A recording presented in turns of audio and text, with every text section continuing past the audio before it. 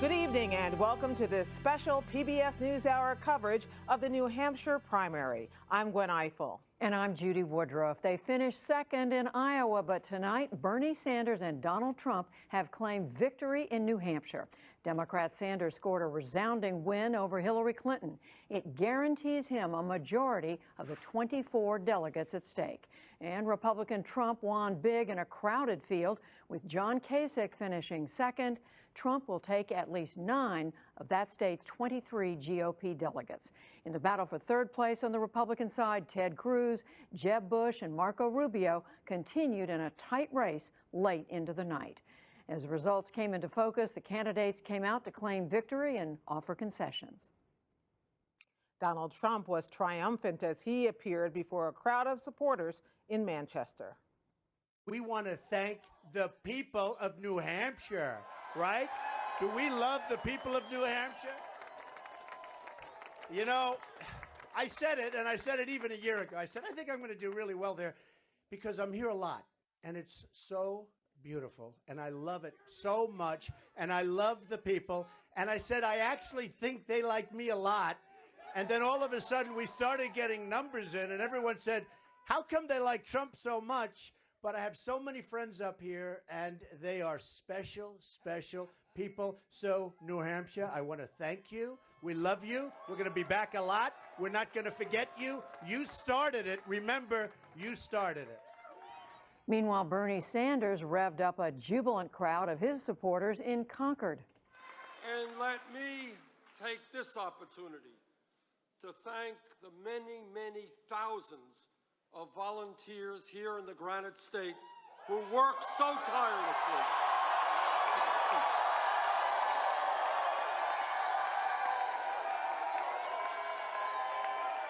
Our volunteers worked night and day, made phone calls, and knocked on a heck of a lot of doors.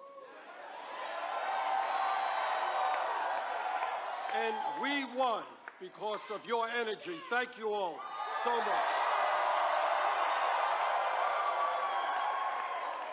And I want to thank Julia Barnes and our great campaign staff.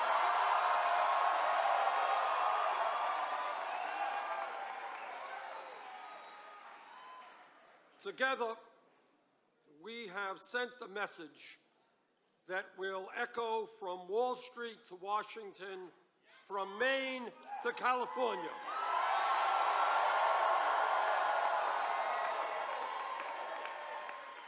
And that is that the government of our great country belongs to all of the people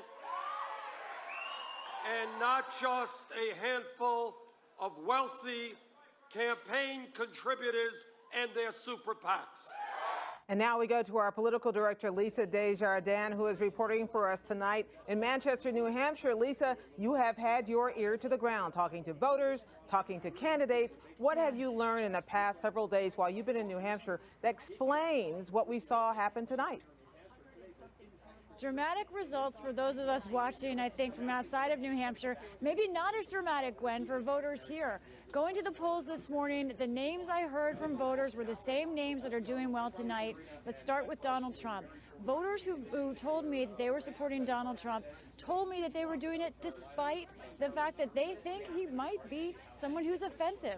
They think that this country needs someone who is going to be a strong leader and who will offend people, especially offend, in their words, America's enemies. I think the strong leader label also might apply in a way to Bernie Sanders. When I talked to Democrats who voted for Bernie Sanders today, and there were many, many of them, as the results are showing, they said they like that he has been genuine and he has pushed for his ideas even when they were remarkably unpopular to today. When they're gaining traction, they see that as a kind of strength. Those voters who chose not to vote for Hillary Clinton said they felt that she is someone who's trying too hard to say what the people want to hear versus strong leader type, is what they see in Bernie Sanders. Not to oversimplify things, but I think that was a very real theme for voters here in New Hampshire today. And Lisa, were you able to tell what it is that people want the strong leader to do? What's the source of the unhappiness, the frustration, the anger? Were you able to pick that up from people? Yes.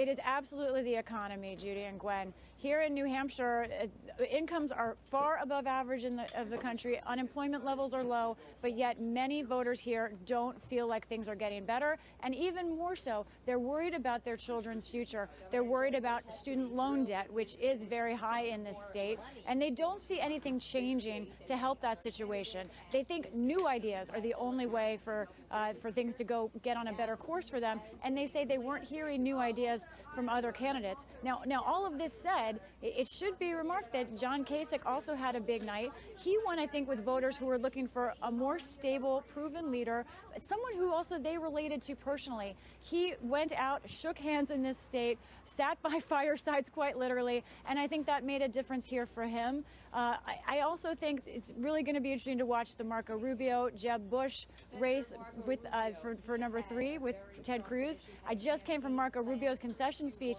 Fascinatingly enough, right off the top, he said, "This was my fault. It was my poor performance in the debate that led to this," and he apologized to his followers. He said it won't happen again. It was a very interesting moment for Marco Rubio, a sign that he is going to try and reverse course or kind of get back on track after New Hampshire. That's what I want to ask you about a little bit, Lisa, because Marco Rubio did an unusual thing in admitting that it was his fault, but we also see a lot of other candidates who didn't necessarily benefit, like Chris Christie, who was the weapon against Marco Rubio the other night. Do we know who might go home after tonight? Well, we know that Chris Christie is taking at least a little bit of time off the trail to sort of recoup and take another look at his campaign. There were some false reports that he was announcing a suspension earlier tonight, but instead what's actually happening, we're told, is that he's just taking some time to take a look. I do think he's got to really take a hard look at what's ahead, especially going into South Carolina. We haven't talked about Ben Carson or Carly Fiorina very much. They're at the very bottom of the New Hampshire pack. And I think as far as staffing, money, and momentum go, those two candidates have to really make some difficult choices probably in the next few weeks ahead. Okay, well, Lisa, thank you so much for your contributions tonight and all week long in New Hampshire. It's been amazing to be here. And now we are joined by Amy Walter of the Cook Political Report. So, Amy, you've been poring over those exit polls, interviews with voters as they left the polling places in New Hampshire. What are you seeing that you could add to what Lisa's hearing from voters on the ground? Well, you know, it's very interesting because what we're seeing from the exit polls, it lines up in some ways, the idea that Trump is going to be the candidate that's going to shake things up. But it doesn't mean that the majority of Republicans in the state feel that that's what they would like to see going forward. In fact, when they asked the question, if Trump won the nomination, would you be satisfied with him as the nominee? Voters, Republican voters, were evenly divided. 49% said yes, 48% said no. So he won I want to give him his due. He won a big victory tonight, but he is still a very polarizing figure among Republicans. So is it fair to say that neither Republicans who voted overwhelmingly for Donald Trump tonight and Democrats who voted overwhelmingly for Bernie Sanders tonight give a fig about electability? I mean, that is a heart over the head I think is one theme in this election in New Hampshire tonight. In fact, when I looked at what Democrats were saying, for those who said that the most important issue to them was who can win in November and who has the most experience, Hillary Clinton was winning those voters with 81, 82%.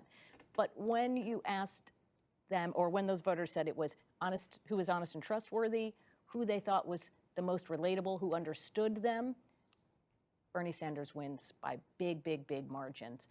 The problem for Hillary Clinton is that her message of electability, while she's winning it, wasn't seen as important as sort of the heart or as issues. even a positive That's thing. right. 60% of voters wanted to see somebody who they could relate to and who they saw as honest and trustworthy. So what is the message Hillary Clinton can take from here? Well, she told the crowd tonight, we're going to go vote after vote, state after state. But what's the message she carries from New Hampshire? Well, this is going to be her challenge going forward, is how she balances that heart and that head.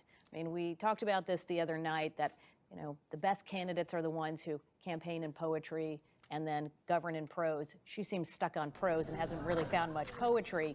So finding a way to get that gap smaller. And, you know, when she's talking about the firewall, these next few states that she's going to now after New Hampshire, especially South Carolina, that are more diverse. These are overwhelmingly white states. She's hoping that her success with minority voters will help put her over the top in those states. But I don't know. But she's got to be able to, now that she's lost in New Hampshire, does she still have that same Well, that's margin? the thing. Every piece of conventional wisdom this year has gone out the window. Exactly. So do firewalls even exist anymore? That's right. And when you hear a campaign start talking about firewalls, then you know you have a problem, right? With the campaign, that's usually the issue. Is the message and the messenger are usually the bigger problem. And Bernie Sanders, his message is resonating. Again, we haven't seen it resonate outside 2 small states that are pretty homogeneous. Let's see once we get into states that are a little more diverse and bigger, if that's still going to work. But it's clearly struck a chord, and I think the problems that we're seeing for Hillary Clinton, raised in New Hampshire, raised in Iowa, are going to continue to dog her. And fascinating, the difficulty she's had with women voters. She made this a central feature of her campaign this time, unlike in 2008.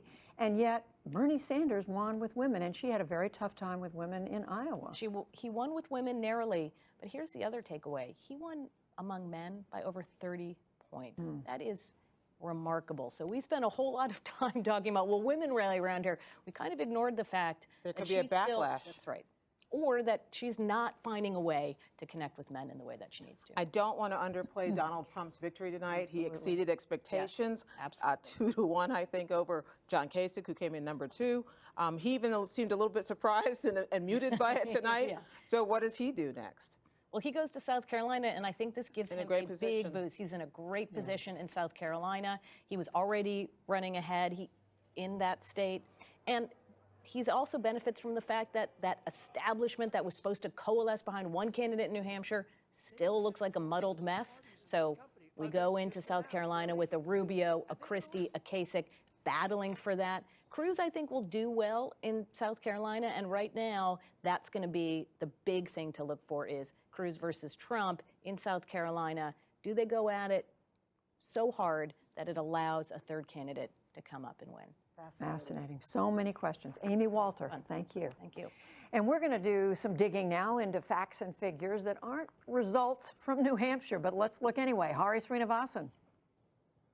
Our data team looked at what the numbers say about New Hampshire going into tonight's primary results. How does the Granite State compare to the rest of the country? And on social media, what are New Hampshireites saying about this year's presidential election? Compared to Iowa and most of the country, New Hampshire is whiter and more wealthy, according to the Census Bureau. 94% of the voting age population is white versus 66% of the U.S. And the median household income is $66,532. That's $12,000 more than the amount you find nationwide. In fact, there are fewer people in poverty in New Hampshire as well.